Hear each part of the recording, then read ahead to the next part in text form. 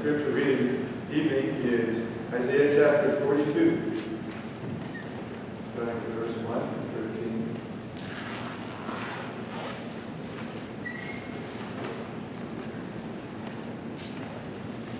Hear the word of the Lord. Here is my servant whom I uphold, my chosen one, in whom I delight.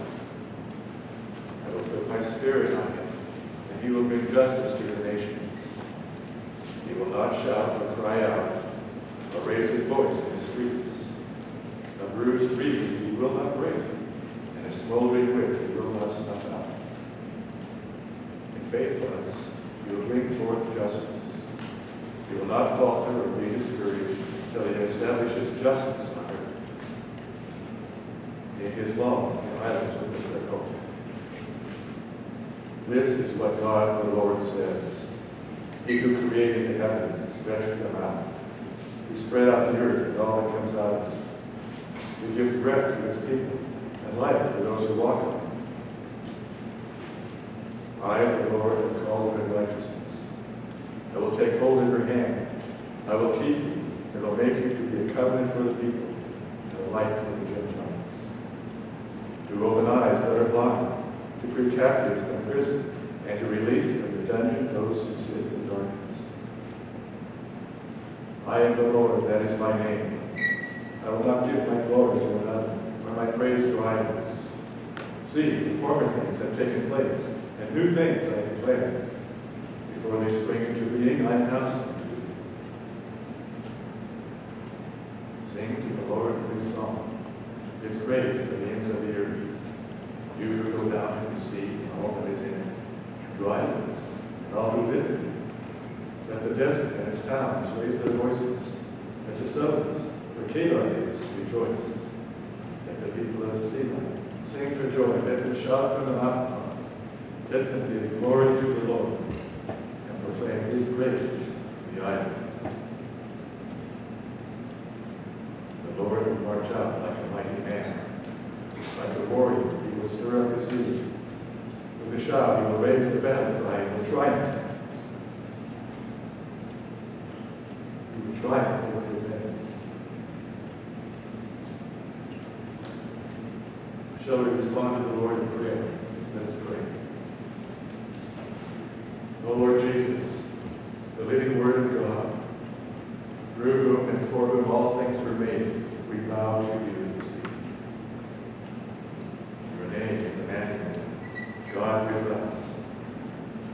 And we pray that your Spirit will keep us ever mindful of that truth, the truth that you are with us, that you live within us, and to love will never fail us.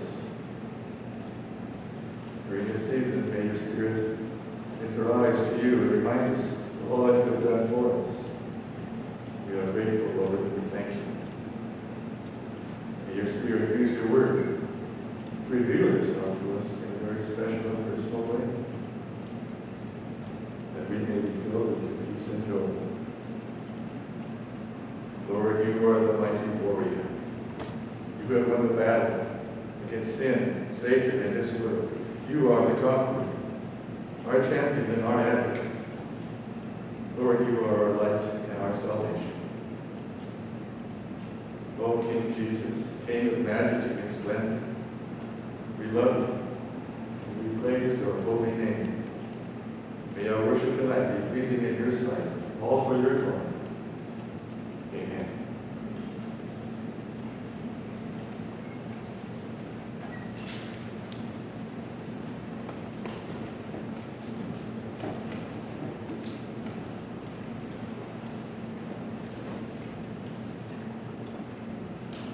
Continue to pray where you're at right now. Just ask the Lord to send his Spirit to attend to his preaching and the receiving of his word this evening. Would you please do that right where you're at?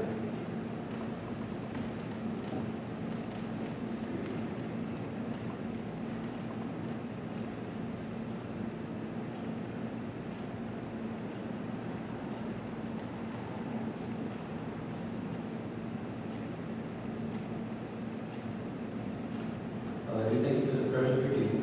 As we come before you, as we come before your word, would you please illuminate it for us, Father, by the indwelling of your Spirit.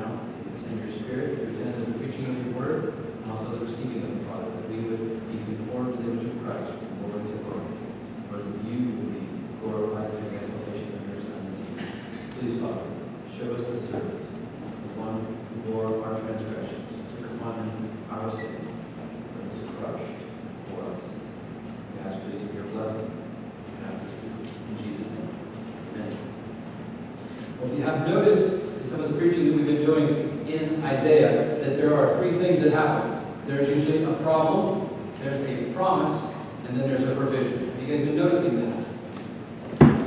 Because I never said that before, right? Well, we give us a lot of history, a lot of things around the book of Isaiah. And again tonight we're looking at some of the things that occurred in this. So the problem, but where did this problem start? Where did the first problem start? And there was the first promise that we needed, the first provision that we needed was in Genesis 3, right? The very first thing that happened, sin enters the world, and we have a problem. And what does God do? Prophetically promises that there will be provision. There will be a seed that will come from a woman that will solve your problems. You're thinking, okay, we're all good. We can go home now. No, you have problems every single day. How many of you guys had problems today? How'd the good turn out? A few things out there that we have to talk about, right?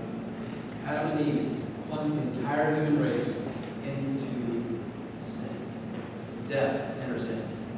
The world is cursed. We need someone to serve us. We need someone to come alongside us. So we've been looking through these things. We've also looked at what has happened in the nation, in Judah.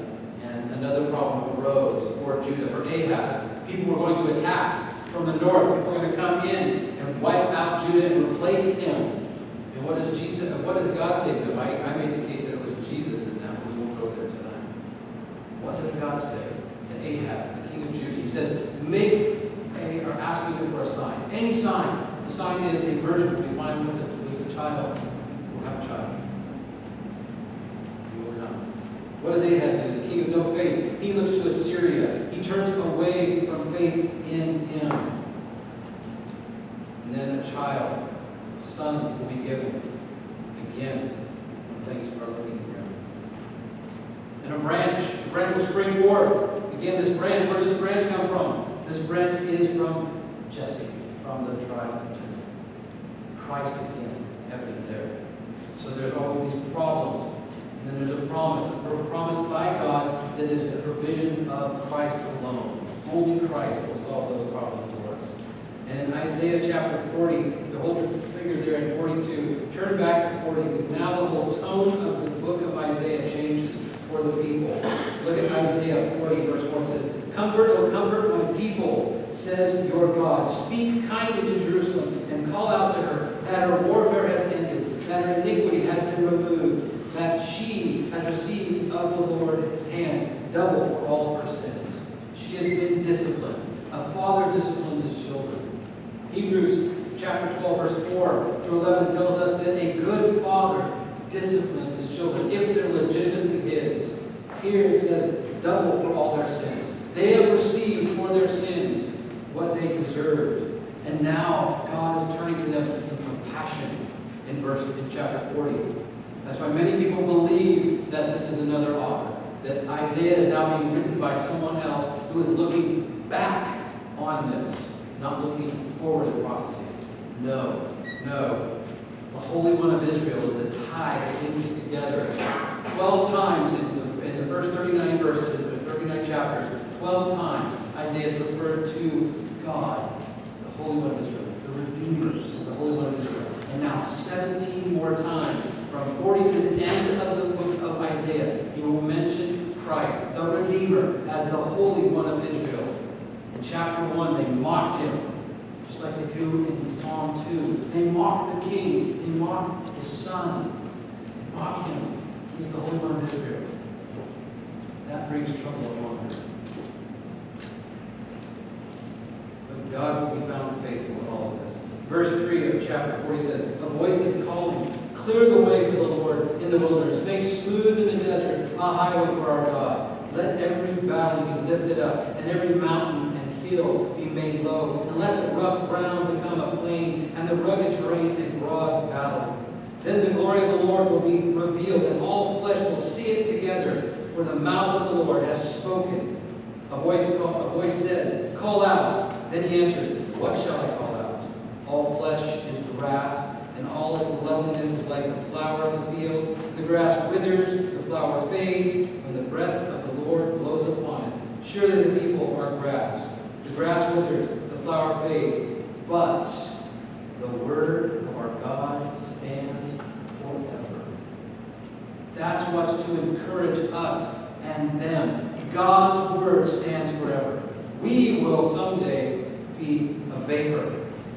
But the word of God stands forever. This is a word ministry Isaiah is giving to them and to us. Comfort, oh comfort my people. Comfort the people who are hearing this right here and now tonight. Be comforted. The servant has come. The servant of Jehovah has come. The Holy One of Israel has redeemed you. Let's sing praises. Hallelujah. Have the punch. Hallelujah. We didn't have any. Let us sing. This ends with a song of rejoicing and praise to our God. It's because of the Word of God. The Word of God stands. It's faithful. It's true. Get yourselves up on a high mountain, O Zion, verse 9. Bearer of good news. Lift up your voice mightily, O Jerusalem. Bearer of good news. Lift it up. Do not fear. Say to the cities of Judah, here is your God. Here he is. Have you seen God today? You opened your eyes.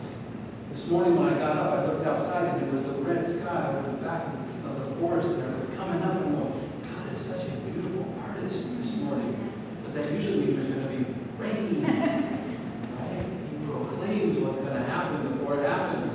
Red skies in the morning, sailors take warning, and it rained.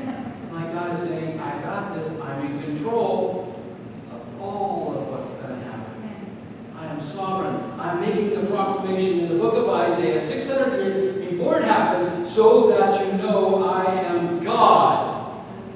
Whoa. This is not looking back. Isaiah is not looking back. He's looking forward. God is giving him the message for these people. Comfort, oh comfort my people. Comfort them. The Holy One of Israel. Comfort them with redemption. Comfort them with the fact that I now am being gracious to them. And it comes through the words which I'm speaking to them. Verse 10, behold, the Lord God will come with might, with his arm ruling for him. Behold, his reward is with him, and his recompense before him. Like a shepherd, he will tend his flock. In his arm he will gather the lambs and carry them in his bosom. He will gently lead the nursing ewes. Wow. He will carry us in his hands.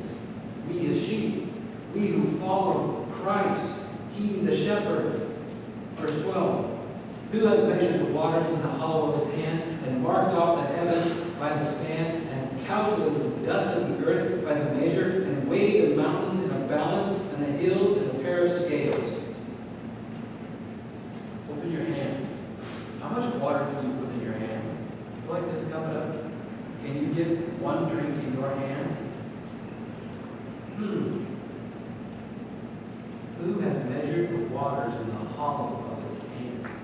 All of the waters on the face of this planet, he measures in the hollow of his hand. So one of the things that's going on in this is that there's idolatry going on. And Isaiah is comparing God Almighty to the idols that they're putting their faith in, their trust in. If you think idolatry is something that we don't deal with today, it's not an archaic thing. Idolatry doesn't just mean making idols of gold or silver or bowing down to them in some primitive fashion in the wilderness. Idolatry is any time we find our satisfaction. Listen to this list, these categories are generalizations. When we find our satisfaction, our security, our treasure in someone, something, or anything else other than God.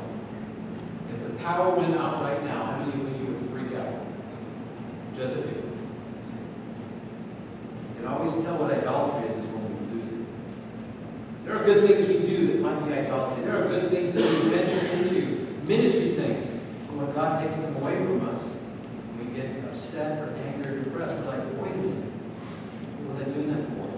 Was I doing that because of the joy I have in the Lord? Was it doing it because I'm following the Holy One of Israel? Is it there because I'm doing what God gave me to do? Whether he keeps it or takes it or sustains it, doesn't matter. Or was it idolatry? Jeremiah 10:16, he's dealing with the same problem in contemporary fashion. He says, now riches and might and wisdom aren't bad. And he talks about those things. They had riches and might and wisdom, but they looked to them. They looked to their riches and their strength and their wisdom as something that God has given them, but they looked to them that for counsel. They look to that for comfort and satisfaction. How many of you are satisfied by your wealth today? Wait, none of you are wealth. Wait, we're all using wealth. Are you satisfied in Christ? Are we satisfied by Him? Or do we find other things to find security and treasure in? Or someone in a relationship? Something that we have. That's what's going on here. He's comparing it. Isaiah is comparing this. He's saying, but have you not thought about the one who holds you here? The shepherd, like a shepherd, verse 11, he will tend his flock. In his arms he will gather the lambs and carry them in his bosom. He will gently lead the nursing ewes. Who has measured the waters? We went through that. Weighed out the mountains and valleys, the hills and the scales. Who has directed the Spirit of the Lord? Or as counselor has informed him? Verse 14. With whom did he consult, and who gave him understanding? And who taught him in the path of justice, and taught him knowledge, and informed him of the way of understanding? Behold, the nations are like a drop from a bucket, and are regarded as a speck of dust on the scales. Behold, he lifts up the islands like the fine dust. Even Lebanon is not enough to burn, nor it beats enough for a burnt offering. Beats enough for a burnt offering. All the nations are as nothing before him. They are regarded by him as less than nothing and meaningless. To whom then will you liken God? Or what likeness will you compare with him? What will you trust in?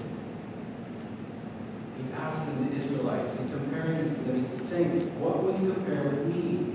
Verse 19. As for the idol, a craftsman casts it, a goldsmith plates it with gold, and a silversmith fashions chains of silver. He who is too impoverished for such an offering selects a tree that does not rot. He seeks out for himself a skillful craftsman to prepare an idol that will not totter.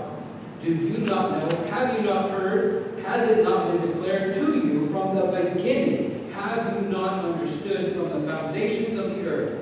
It is he who sits above the circle of the earth, and its inhabitants are like the grasshoppers, who stretches out the heavens like a curtain, and spreads them out like a tent to dwell in. He it is who reduces rulers to nothing, who makes the judges of the earth meaningless. Scarcely have they planted, scarcely have they sown, scarcely has their stock taken root in the earth, but he merely blows on them, and they wither, and the storm carries them away like stubble. To whom then will you liken me, that I would be equal, says the Holy One? Lift up your eyes on high and see who has created these stars, the one who leads them forth, their hosts by number. He calls them all by name because of the greatness of his might and the strength of his power. Not one of them is missing. Why do you say, O Jacob, and assert, O Israel, my way is hidden from the Lord, and the justice due to me escapes the notice of my God? Do you not know? Have you not heard? The everlasting God, the creator of the ends of the earth, does not become weary or tired. His understanding is inscrutable. He gives strength to the weary, and to him who lacks might he increases power. Though youths grow weary and tired, and vigorous young men stumble badly, yet those who wait or have hope for the Lord will gain new strength. They will mount up with wings like eagles. They will run and not get tired. They will walk and not become weary. What can you compare that to? You go out and buy a stick and you put nails in it so it doesn't totter around, and you bow down and worship that? You worship what God created rather than the Creator? Remember how this started. Comfort, oh comfort my people. Why have you turned to other things? Why have you had your satisfaction in something else besides God, besides the Word of God? Remember what he said, but the Word of God comes forward.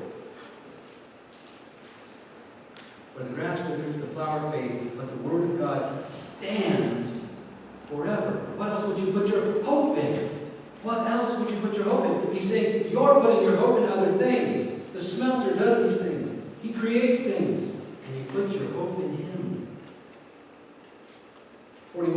Chapter 41, verse 8 says, But you, Israel, my servant Jacob, whom I have chosen, descendant of Abraham, my friend, you, whom I have taken from the ends of the earth and called from its remotest parts, and said to you, You are my servant, I have chosen you and not rejected you.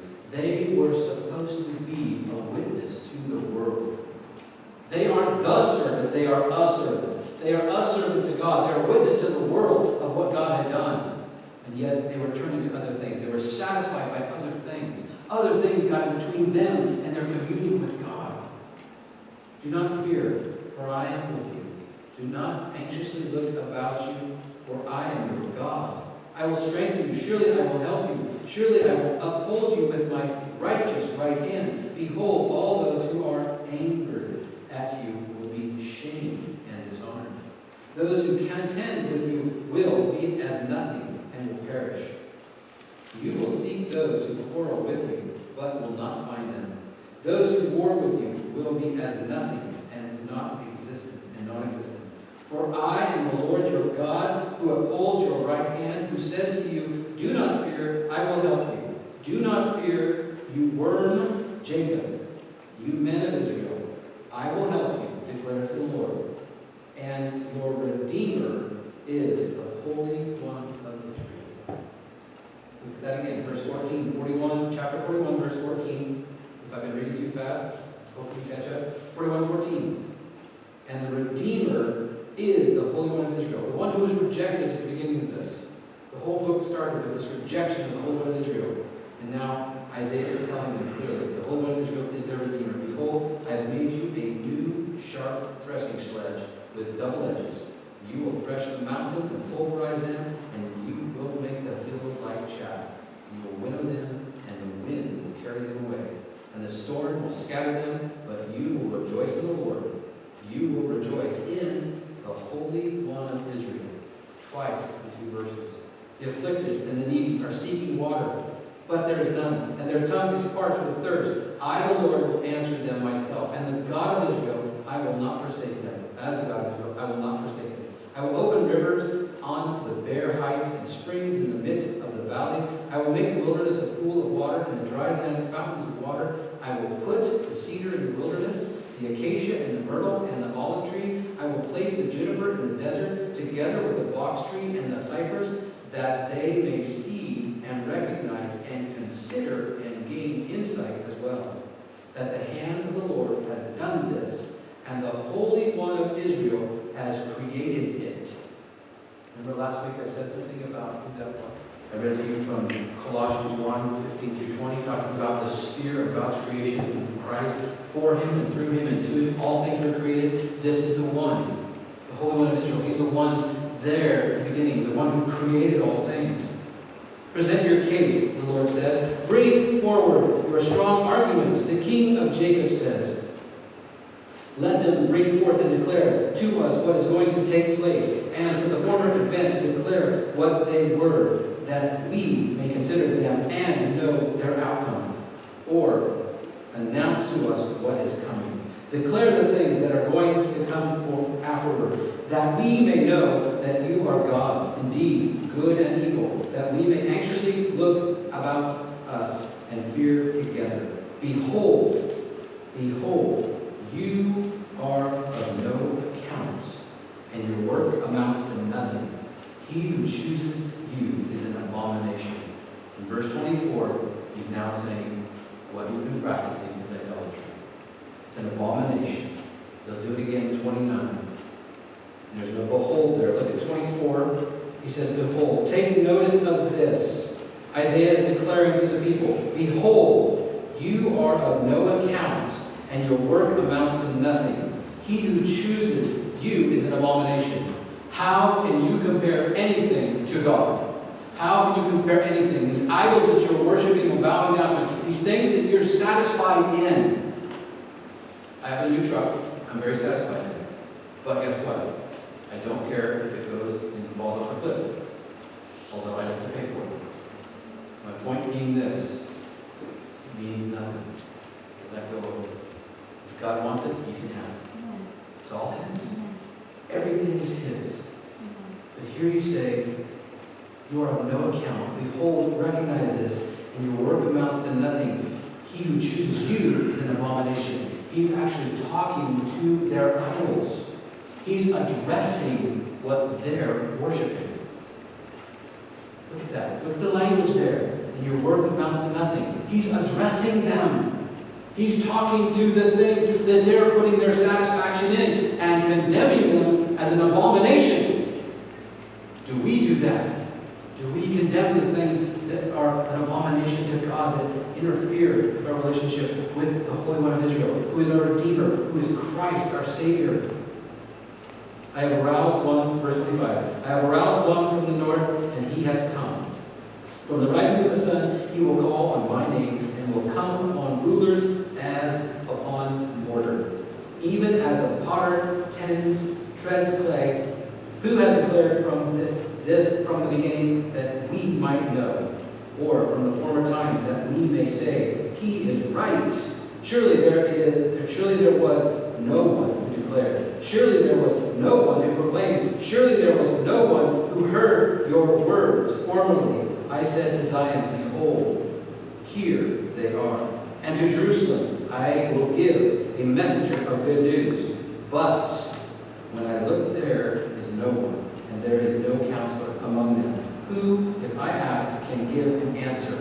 Behold, there it is again. In 24 you see behold. In 29 you see behold. He says, take notice of this. Look upon this. All of them are false. Their works are worthless. Their molten images are wind and emptiness. The reason I made a point of all of that, you want to know why? I'm sure you're all like, why did you read so much of the word to us? Because that's the only part that's going to be good in this message.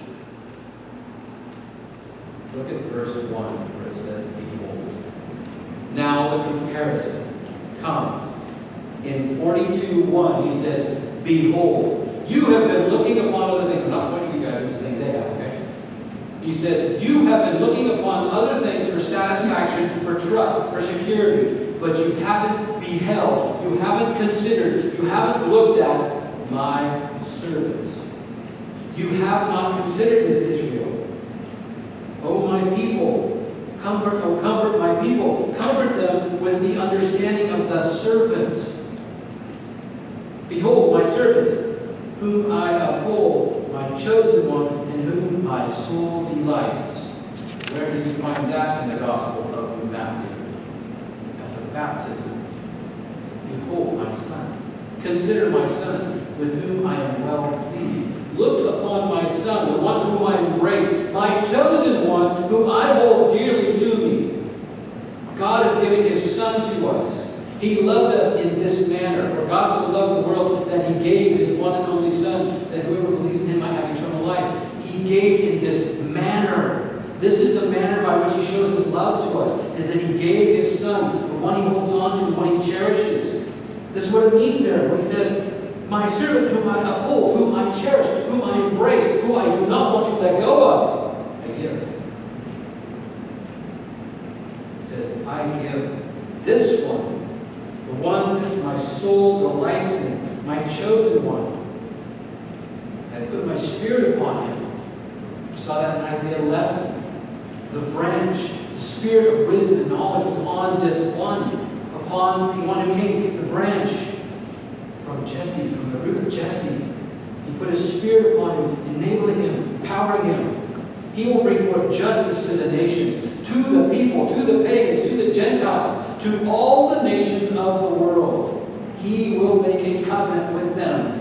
The proclamation goes out to every tribe, tongue, nation, and people group. He will bring forth justice, not fairness. How many of you want fairness? Please don't raise your hand. I don't want fair. I want justice. I want God to come and vindicate his name for his glory, not for mine. I want his justice, his righteousness to reign, which comes from his word. He will not cry out or raise his voice, nor make his voice heard in the street. A bruised reed he will not break, and a dimly burning wick he will not extinguish. He will faithfully bring forth justice. How many of you are at the end of your rope? He won't put you out. If you're at the end of your rope, you think everything is just coming down on you. You're at the end of everything, and it's about this, you're just ready to bust. And he's there. Comfort my people. Comfort them. I will not. It says, bruised reed he will not break. dimly burning wick he will not extinguish. He will faithfully bring forth justice. Hold your finger there. Turn with me to Matthew. Matthew chapter 12. We see this beautiful picture of Christ. He never left the Gospel of Matthew in our time in Isaiah. If you would turn with me to Matthew 12, starting in verse 8. We just got through with the debate over the Sabbath. He says, "For the Son of Man is Lord of the Sabbath." Departing from there, he went into their synagogues, and a man who was there, whose hand was withered, and they questioned Jesus, asking, "Is it lawful to heal on the Sabbath?" so that they might accuse him. And he said to them, "What man is there among you who has a sheep, and if it falls into a pit on the Sabbath, will he not take hold of it and lift it out? How much more valuable then is a man than a sheep? So then it is lawful to do good on the Sabbath." Then he said to the man, "Stretch out your hand." He stretched it out, and it was restored to normal, like the other hand. Comfort my people. Take care of them. He's watching over them. He will not turn away. He will not break the reed. He will not put out that wick that burns lightning. Verse 14. But the Pharisees went out and conspired against him as to how they might destroy him. But Jesus, aware of this, withdrew from them. Many followed him, and he healed them all and warned them not to tell who he was. This was to fulfill what was spoken through Isaiah the prophet. "Behold, my servant, whom I have chosen, my beloved, in whom my soul is well pleased. I will put my spirit upon him, and he shall proclaim justice to the Gentiles. He will not quarrel or cry out, nor will anyone hear his voice in the streets. A battered reed he will not break off, and a smoldering brick he will not put out, until he leads justice to victory, and his name to the Gentiles will hope." Christ is there. This is not Isaiah. This is not Israel. This is not Jacob. This is Christ. Christ is the servant. Matthew is telling us clearly, this is the one Isaiah spoke of. This is the one who will show himself to the people. You notice he doesn't cry out. He doesn't argue. The Hebrew word there actually sounds like an angry word when you pronounce it, and I won't do it because I'll spit. The word there, he won't cry out. He doesn't argue with the Pharisees. He's quiet amongst them. He just shows them time and again he's compassionate. When a woman who was caught in adultery was brought before Jesus, she would have suffered a capital offense. She would have been stoned to death. What does Jesus do? Writes on the ground. Don't you wish we would go to the ground? And those who left, the oldest left first. And he looked up at her and said, "Where are they condemned? Where are they going? There's no one here to condemn. I don't condemn you." She was at the end of her rope. Do you think there was an appeal process? No appeal process. She was there. She should have been stoned to death. No appeal process. She's that whip. She's that bruised reed. There she is. She's at the end of a rope. And comfort, oh comfort, my people. And he tells her what? Go and sin no more. Follow Christ. Follow the word which has been delivered to you. There is no more. This was the picture of Christ in the New Testament. Christ was the servant, the one who would fulfill all things in this prophecy. There was a problem. There was idolatry in the land. There was a promise that a servant would come 600 years before it came. And the provision that God gave to us was His Son. His beloved Son, who He held and cherished. You want to have a baby here tonight? How many of you give up your baby? Because He did. Cherish it. That's that point where you hold on to them, you cherish it, because they're just that little one. They're the nursing home. He will not be disheartened or crushed until he has established justice in the earth.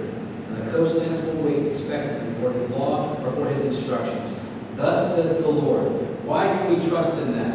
Look at verse 5. The first 4 verses describe who that servant will be. And then in verse 5 it says this very thing. Thus says God the Lord, who created the heavens, stretched them out, and who spread out the earth and its offspring. All its vegetation. You can trust in this because God said so. Is that okay for everybody here? God said it, therefore it is. Is it okay that God said this? Is it okay that He did this? Yes, thus says God the Lord, who created the heavens and then stretched them out, who spread out the earth and its offspring, who gives breath to the people on it, and spirit to those who walk in it. I am the Lord, I have called you in righteousness.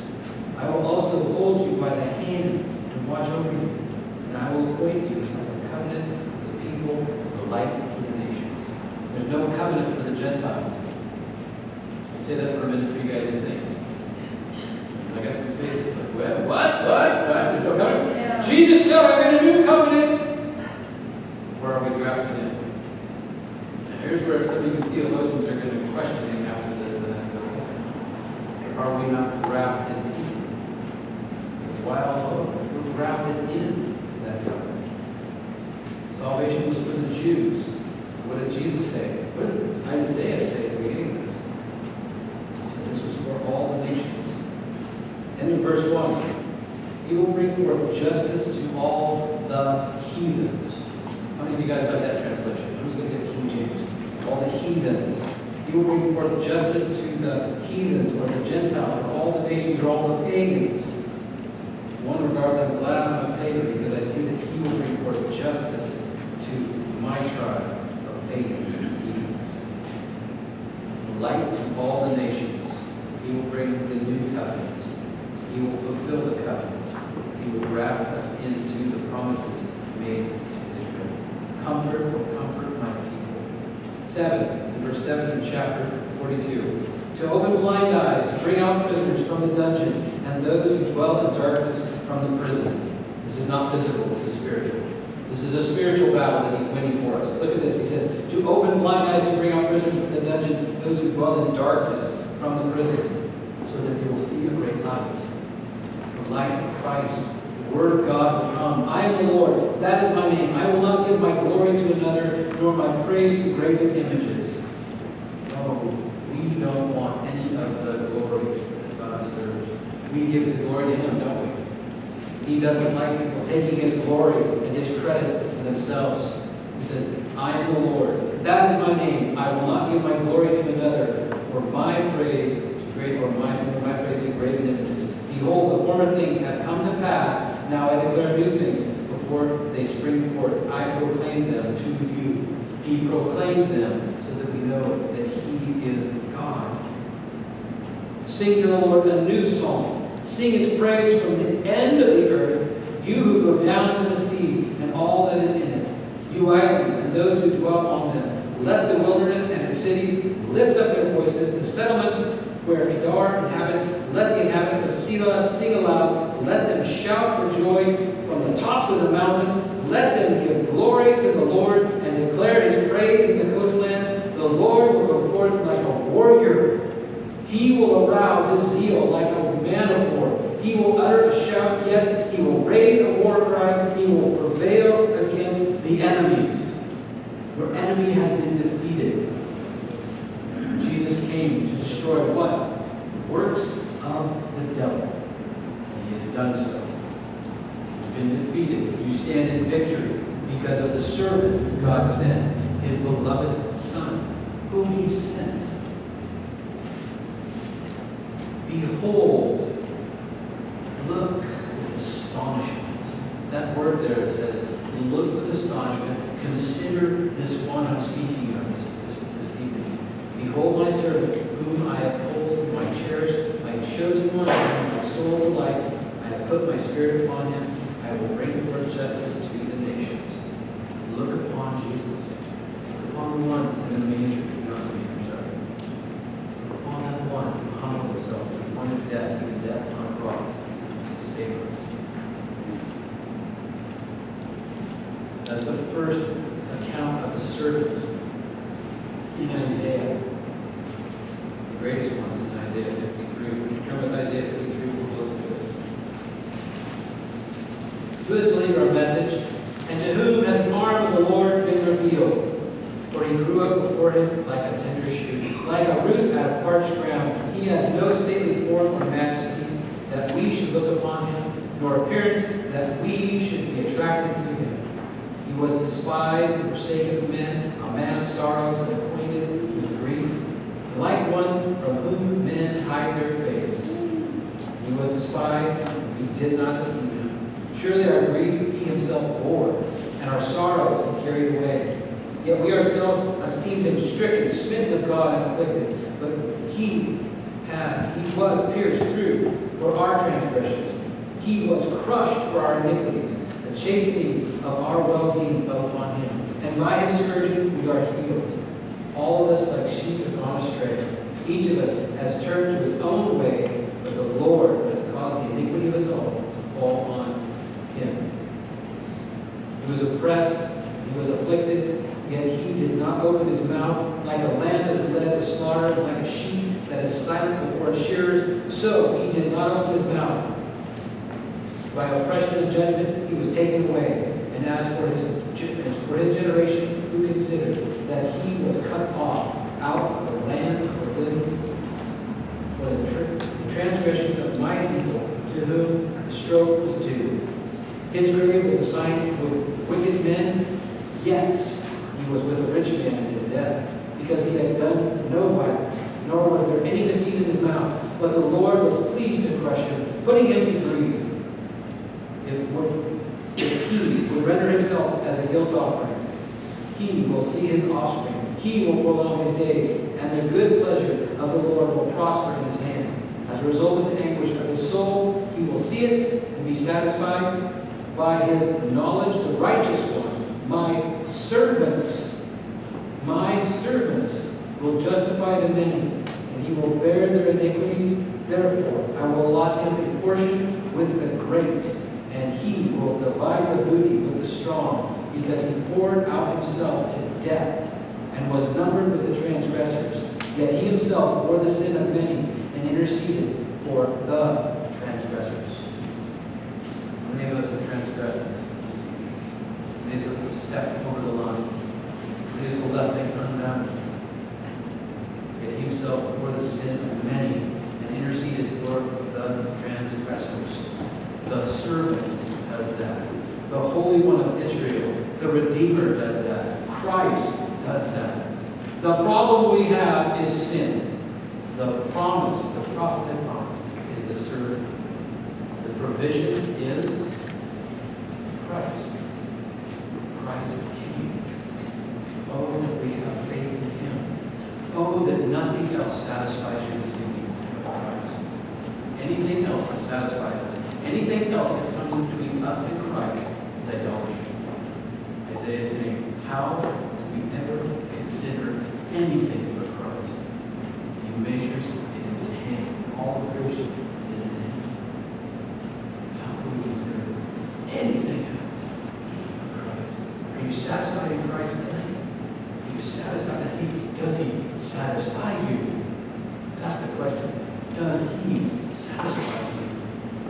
Or something else? Oh, that we be satisfied in Christ. Oh, that we be satisfied in Christ. Let's pray. Father, we thank you. May we sing, Father. May we sing praises. As Isaiah gave to us, Father. May we sing those praises. May we be those, Father, who understood who that servant was. Sing to the Lord a new song. Sing his praise from the end of the earth. You who go down to the sea and all that is in it.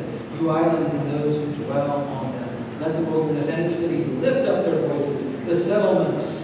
Oh, Father, may we lift our voices. May we rejoice in Christ. And Father, please, may we find our treasure. May we find our satisfaction. May we be content in Christ at all times. Father, please help us, guide us, direct us. Be glorified as we exalt Christ in the day-to-day activity of our life. Please, bless your people, Father. Thank you for your proclamation to us. I thank you for the servant who was born my transgressions. Oh, Father, please forgive my transgressions. I thank you. Ask your blessing